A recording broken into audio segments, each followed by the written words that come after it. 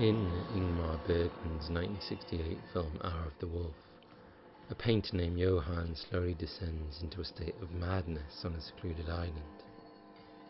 In the following scene, featured early on in the film, Johann embraces his partner Alma next to a washing line.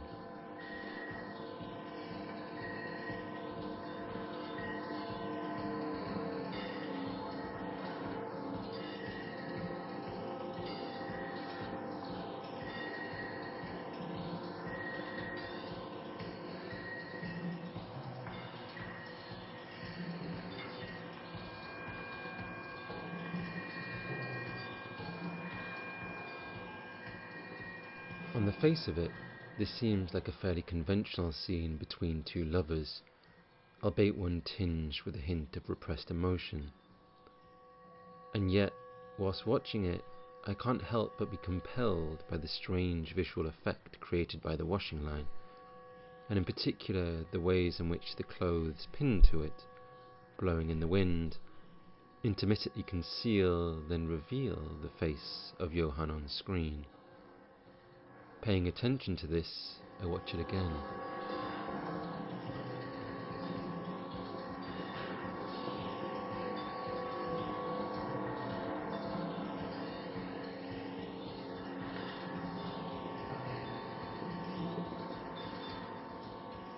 This strange dialectic between the visibility of Johann's face and its invisibility or quasi-visibility is evident in other parts of the film too. In a further key scene, for example, Bergman simultaneously turns half of Johann's face away from the lens of the camera, whilst pushing his head into the upper left-hand corner of the frame.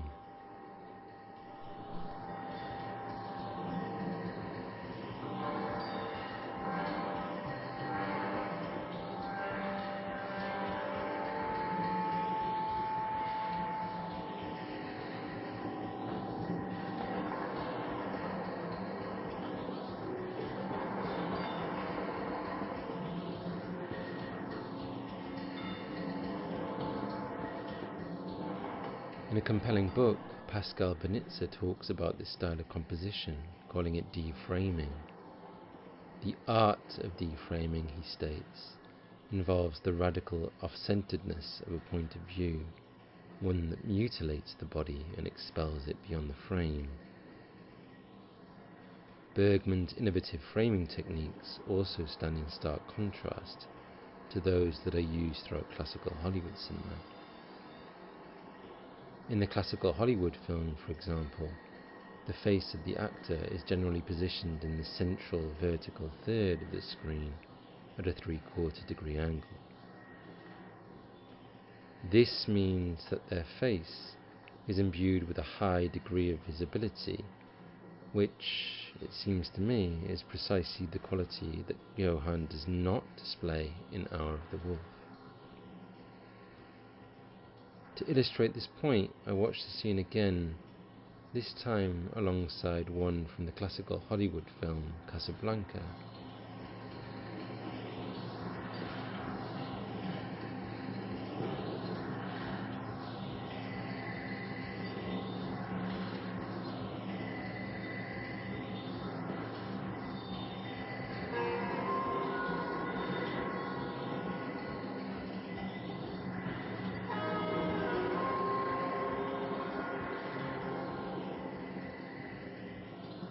In Hour of the Wolf, an even more compelling example of this deframing occurs when Johann attends an aristocratic party held by inhabitants on the island. Whilst watching the following scene, I notice how large parts of Johann's face are dramatically expelled from the visible realm of on-screen space to the invisible realm of off-screen space, and vice versa.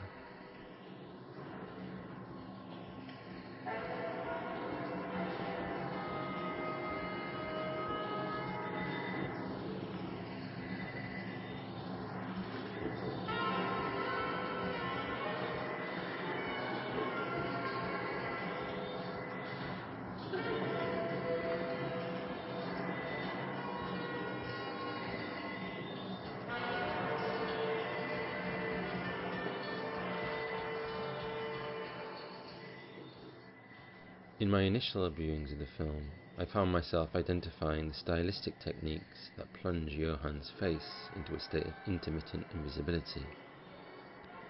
However, on repeated viewings, I come to realize that it is also possible to understand this invisibility from a psychological point of view, as one of the central means through which Johann's mental illness is made visible, or perhaps better, perceptible to the spectator.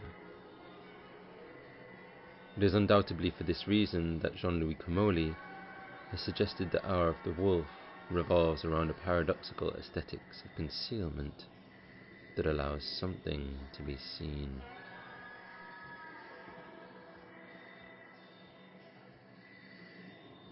This logic of concealment is also facilitated by a performative technique used by the actor to play Johann. During multiple scenes in the film, Bergman depicts Johann as he puts his hand to his face, a gesture that simultaneously conceals his facial features whilst revealing the extent of his psychological illness. And yet, the more I watch Hour of the Wolf, the more I feel myself imagining a different version of the film, one in which Johann's face remains visible, whilst those belonging to the other characters are concealed. How, I wonder, would this alter our perception of them?